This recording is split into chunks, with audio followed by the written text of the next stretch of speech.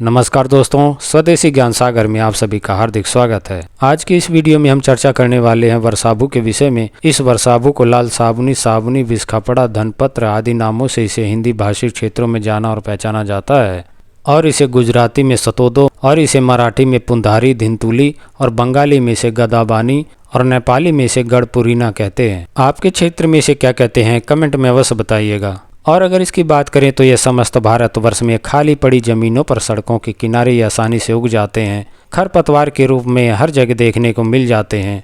कई लोग इसका साग बना करके भी खाते हैं। इसकी पत्तियां व कांड नरम होते हैं। कुछ विद्वान इसको सफ़ेद पुनर्नवा कहते हैं, किंतु यह सफ़ेद पुनर्नवा नहीं होता। इसकी पत्तियों के किनारे नीले रंग की रेखा होती है। विशेषकर यह वर्षा के दिनों में अधिक फैलता और फूलता है। इसकी कांड भी बाद में नीले रंग की हो जाती है। तो चलिए दोस्तों, जानते हैं इसमें पाए जाने वाले रासायनिक तत्वों के विषय में।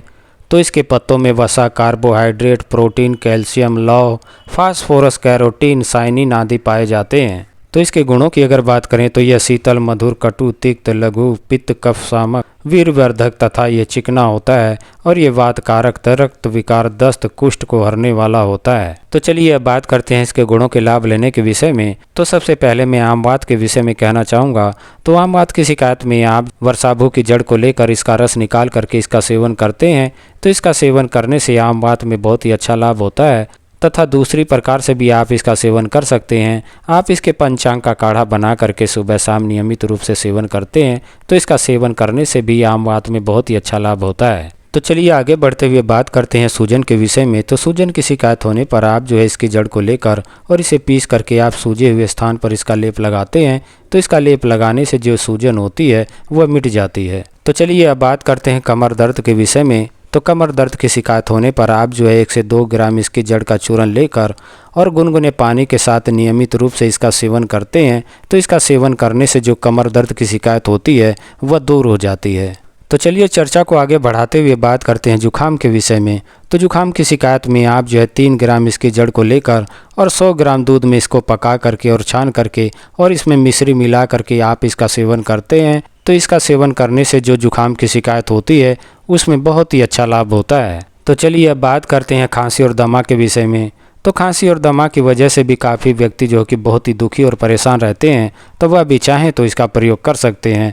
5 ग्राम की मात्रा में इसकी जड़ का रस निकाल करके और इसका नियमित रूप से सेवन करते हैं तो इसका सेवन करने से जो दमा और खांसी की शिकायत होती है उसमें बहुत ही अच्छा लाभ होता है। तो दोस्तों यहाँ पर मैं 1-2 बातें आप लोगों से कहना चाहूँगा कि जैसे ये जड़ी बूटियाँ हमारे आसपास ही उगती हैं किंतु पूर्ण रूप से हमें इनके बारे में जानकारी नहीं होती। तो मेरा प्रयास यही रहता है कि वीडियो के माध्यम से मैं आप लोगों को जानकारियाँ देता रहूँ ताकि आप लोग भी इनके बारे में जानकारियाँ लेते रहें और समय आने पर आप भी इनका लाभ लें। कुदरत ने भी चमत्कारी गुण इनमें भरे हुए हैं जो कि बड़े बड़े रोगों से यह लड़ने में सक्षम है। अगर बड़ी बड़ी बीमारियों से हम इनके सेवन से बच जाते हैं तो इसमें कोई हानि नहीं।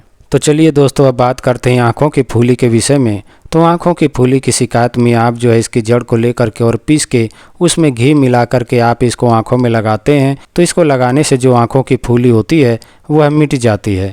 तो चलिए दोस्तों अब बात करते हैं वीर विकारों के विषय में।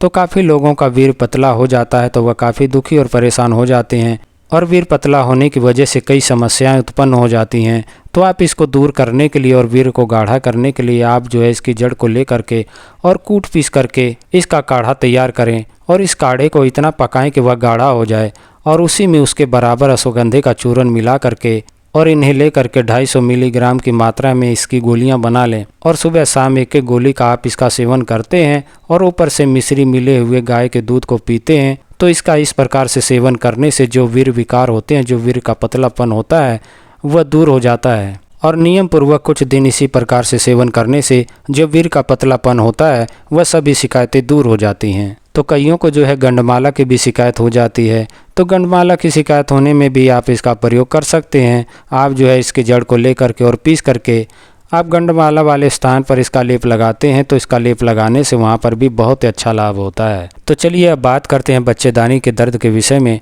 तो बच्चेदानी के दर्द में आप जो है इसके ताज़ा पत्तों को लेकर और इन्हें पीस करके आप जो है बच्चेदानी में इसका लेप करते हैं तो इसका लेप करने से जो बच्चेदानी का दर्द होता है वह मिट जाता है। तो आशा करता हूँ कि मेरा ये वीडियो आपको पसंद आया होगा। मेरा ये वीडियो आपको पसंद आया है तो कृपया करके इसे लाइक, शेयर और सब्सक्राइब करना ना भूलें। साथ ही बेल आइकन को भी प्रेस कर लें ताकि आने वाली हर वीडियो आप तक पहुंचती रहे।